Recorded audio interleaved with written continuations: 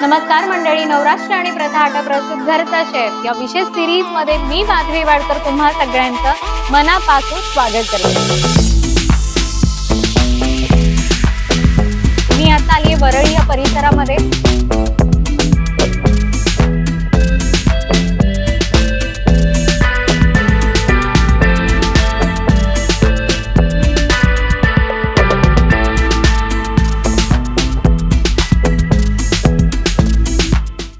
नमस्कार मंडळी, नवराष्ट्र आणि प्रथा आटा प्रस्तुत घरचा शेफ या विशेष सिरीज मध्ये मी माधवी वाडकर तुम्हा सगळ्यांचं मनापासून स्वागत करते। मंडळी, टी टाइम आला की त्यावेळेला काहीतरी फरमाईश असते की चहा सोबत काहीतरी चविष्ट आणि क्रिस्पी असं खायला बनव। मग अशा वेळेला काय बनवावं हा आपल्या सगळ्यांनाच प्रश्न पडतो, कारण चहा सोबत काहीतरी झटपट पण तेवढीच चविष्ट रेसिपी आपल्याला हवी असते। तर तात्पर्य असं की आजच्या भागात आपण ज्या कुटुंबाला भेटणार आहोत त्यांच्याकडनं आपण अशीच एक टी टाइम रेसिपी शिकणार आहोत। तर चला जाऊया, आपल्या आजच्या कुटुंबाला भेटूया आणि टी टाइम अशी रेसिपी शिकूया। या आजच्या भागात आपण भेटणार आहोत त्रिंबककर कुटुंबाला, जे राहतात रॉयल रेसिडेन्सी तावरीपाडा, लालबाग येथे। तर चला जाऊया, आपल्या आजच्या कुटुंबाला भेटूया आणि त्यांच्याकडनं आजची रेसिपी शिकूया। नमस्कार, नवराष्ट्र आणि प्रथा आटा प्रस्तुत घरचा शेफ मध्ये तुमचं खूप खूप स्वागत आहे। मला तुमचं नाव आणि तुमच्याबद्दल थोडक्यात माहिती सांगा। प्रथम तुम्हाला नमस्कार, तसंच प्रेक्षकांनाही नमस्कार। माझं नाव सौ निशा प्रदीप त्रिंबककर आहे। मी माझं लग्न 2003 साली झालं, तिथून लालबागमध्येच राहते। म्हणजे माझं लालबागवर प्रेम असल्यामुळे मी म्हणजे तुम्ही प्रॉपर लालबागकर आहात? हो हो, आणि लालबागवर प्रेम असल्यामुळे मी त्यांच्यावर लग्न केलं। अरे वा, म्हणजे लग्नाचं कारण फार वेगळं आहे। हा, अत्यंत। आणि तसंच मी नोकरीही करते, म्हणजे 2008 पासून मी कन्स्ट्रक्शन फील्ड मध्येच आहे। तसंच आता गेली 2 वर्ष मी फ्रीलान्सिंग करते म्हाडा आणि SRA कडे लायझनिंग साठी builders through. 2024 Makar Sankrant queen मी फर्स्ट रनर अप आहे।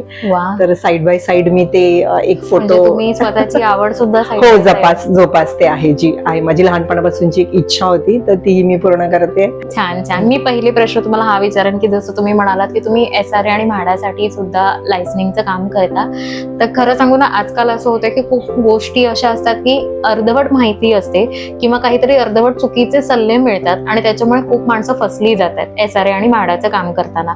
तर आज आपल्या ह्या चॅनल थ्रू तुम्ही प्रेक्षकांना काय सल्ला द्याल की जर का तुम्ही SRA किंवा म्हाडामध्ये घर घेण्यासाठी तुम्ही अप्लाय करताय किंवा काही गोष्टी तुम्ही प्रोसेस करताय, तर कोणत्या 5 गोष्टी आहे ज्या त्यांनी चेक केल्या पाहिजे आणि फसण्यापासून ते लोक वाचले पाहिजे? प्रथम तर तुम्ही डॉक्युमेंट्स जे काही आहेत ते तुम्ही चेक केले पाहिजेत।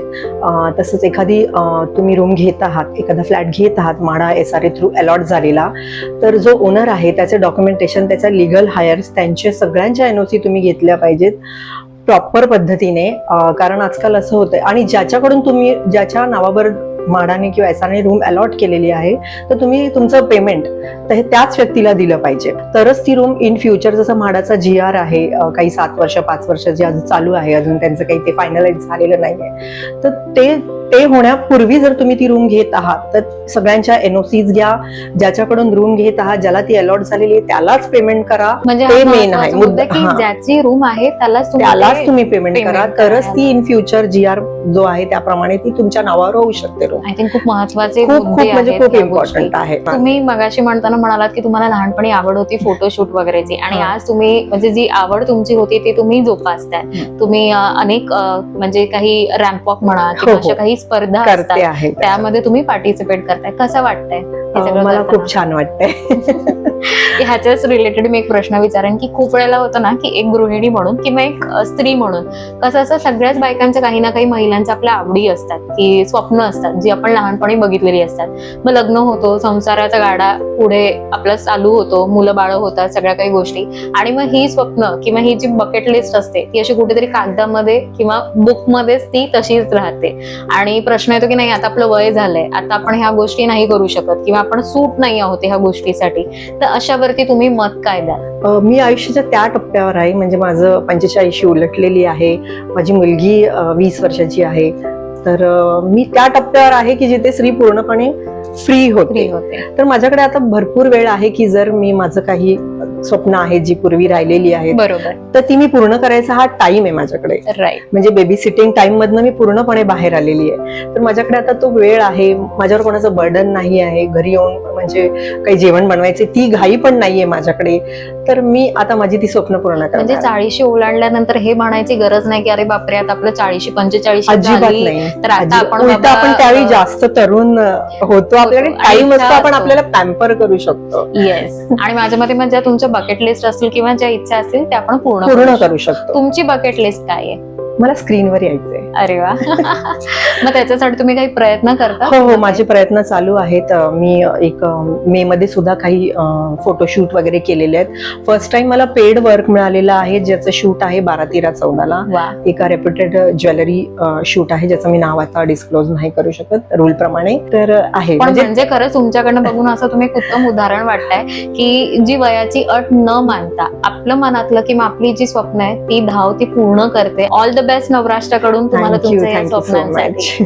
हे सगळं काही झालं पण आज तुम्ही आम्हाला रेसिपी दाखवणार आहात ना, ही कुकिंगची आवड कशी? लहानपणी म्हणजे काय झालं, माझी आई आजारी असायची तर खूप लहान वयामध्ये आम्हाला जेवण करायला शिकावं लागलं. जसं बरोबर. अगदी 5वीत असतापासून मला जेवण करायला म्हणजे लागलं. घरची जबाबदारी हा, हा. तुमच्यावर. तर त्याच्यामुळे ते जेवण म्हणजे आवड नाही पण ते करावं लागलं तर लागलं. ते नंतर.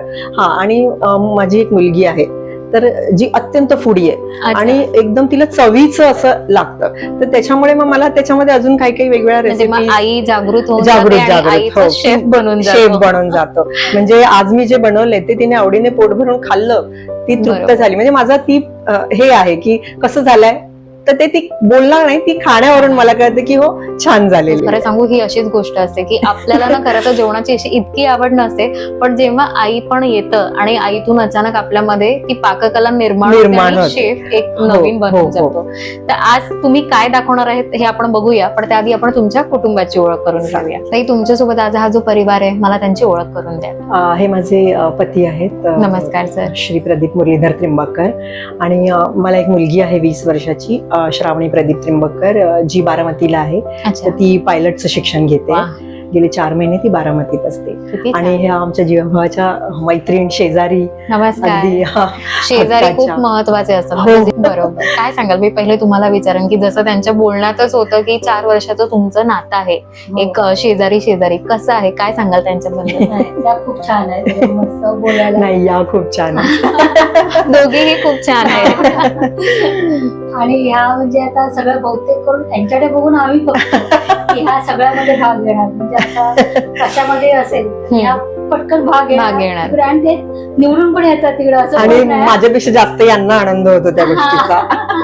बघा त्यांच्या डोळ्यात पाणी सुद्धा आलं की इतकं तुमचं नातं घट्ट की तुम्ही त्यांच्यासाठी प्रोत्साहनात आणि हो. म्हणजे त्यांच्यासाठी तुम्ही एक इन्स्पायरिंग. माझ्यापेक्षा जास्त त्या हा, आनंदी नाही, होतात. कारण का खरोखर त्यांना बघून मी उलट सांगते आमच्या घरी की ह्या वहिनीसारखं व्हावं म्हणून.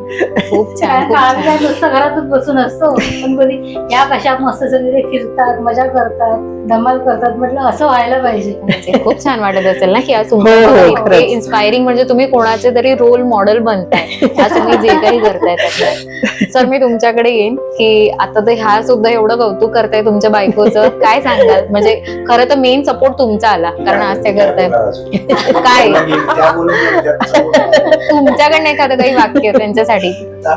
किती वर्ष झाली तुमच्या लग्नाला दोघांच्या? 21 वर्ष कसा होता हा 21 वर्षाचा प्रवास? होता.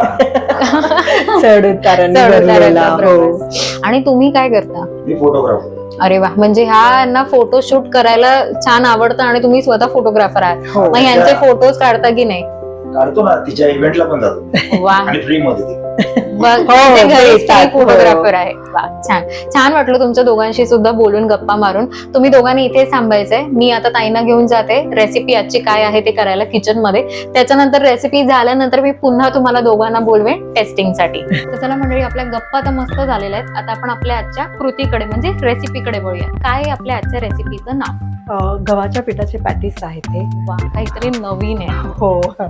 आणि याच्यासाठी जे जिन्नस लागतात ते किचन मध्ये इझिली अवेलेबल होतात. चला वळूया आपल्या आजच्या साहित्याकडे. काय काय लागणार आहे आपल्याला साहित्य? जिरं आहे, 3 मिरच्या आहेत ज्या बारीक कापून घेतलेल्या आहेत, बरोबर. चाट मसाला आहे, तळण्यासाठी तेल आहे, तसंच चवीसाठी मीठ, चिली फ्लेक्स, बारीक चिरलेली कोथिंबीर, 3 बटाट्याचा मी किस करून घेतलेले आहे आणि 3 चमचे गव्हाच्या पिठाचं गोळ बनवलेला आहे. हे कसं बनवलंय तुम्ही? हे याच्यामध्ये मी 3 चमचे गव्हाचं पीठ गव्हाचं टाकलेलं पीठ. आहे, पाणी घालून एक म्हणजे आपण डोसे वगैरे करतो त्या कन्सिस्टन्सीचा तो गोळ आहे. ओके. त्याच्यामध्ये थोडं मीठ आणि चिली फ्लेक्स आपल्याला टाकायचे, ते तळताना पण आपण आपण टाकणार गोळ आहोत. तयार करून घ्यायचा. गोळ तयार करून घ्यायचे. Yes. आणि हे पीठ आहे, हे प्रथाचं रेडीमेड पीठ आहे. काय सांगाल कसा अनुभव आहे? छान अनुभव आहे. आता आम्ही सध्या दोघंच आहोत, तर मग ते दळणातून वगैरे आणण्यापेक्षा हे घरपोच मला मिळतं. तर बरं. मला जेवढं लागतं 1 आठवड्यासाठी तेवढं मी ते होम डिलिव्हरी होम डिलिव्हरी आणि तुम्ही घ्या. त्याचा जो चव आहे, स्वाद आहे, जी क्वालिटी आहे ती आपण जे दळून आणतो त्याप्रमाणेच आहे. तर चला आपण वळूया आपल्या आजच्या रेसिपीच्या कृतीकडे. त्याला सर्वप्रथम काय करायचं? सर्वप्रथम आपल्याला हे पीठ घ्यायचं आहे. ओके.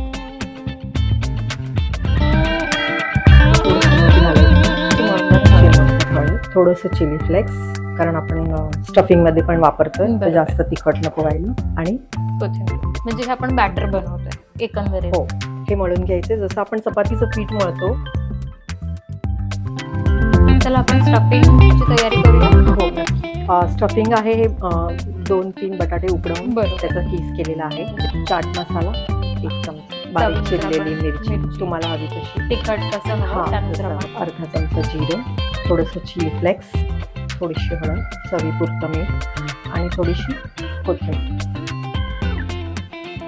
वा, म्हणजे आपलं स्टफिंग सुद्धा तयार आहे आणि कणिक सुद्धा छान तयार आहे. आता आपण काय करणार आहोत? आता आपण कणिक भिजवलेलं आहे त्याची बरोबर. एक छान पोळी लाटून घ्यायची आहे.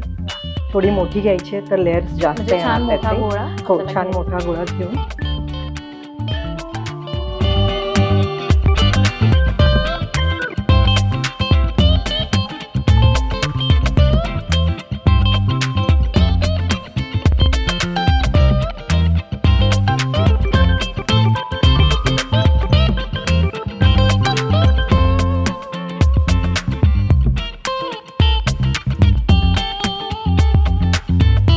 तर आपण तयार आहे माझ्या हो.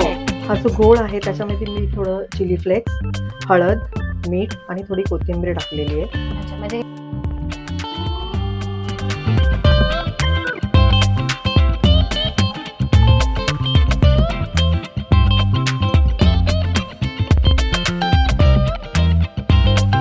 गोल्डन ब्राऊन करायची. फ्राय करून घ्यायचं.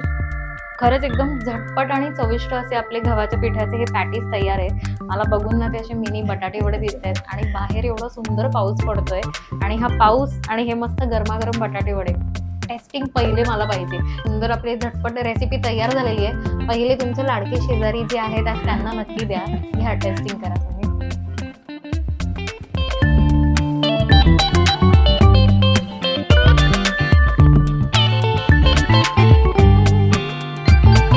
छान आणि झटपट रेसिपी तुम्ही आम्हाला शिकवली त्याबद्दल खूप खूप धन्यवाद.